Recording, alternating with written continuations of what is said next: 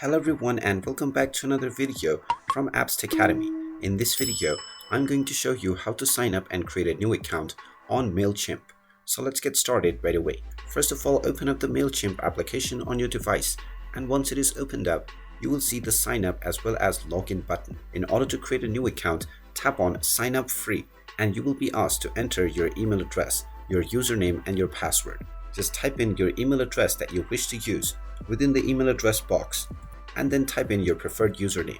You can then enter your preferred password and tap on the next button. You will be asked to confirm your email address, so tap on the confirm button to confirm your email. You will now be asked to enter your first and your last name. Go ahead and type in your full name and tap on the next button once again. Then type in your organization name and your website, which is optional. Then move forward and you will be asked to enter your address.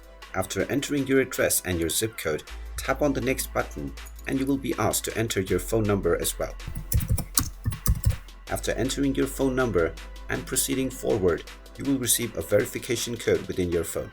Copy this code and paste it in the verification box, and now your account will be activated right away. And there you have it. That is how easy it is to sign up and create a new account on Mailchimp.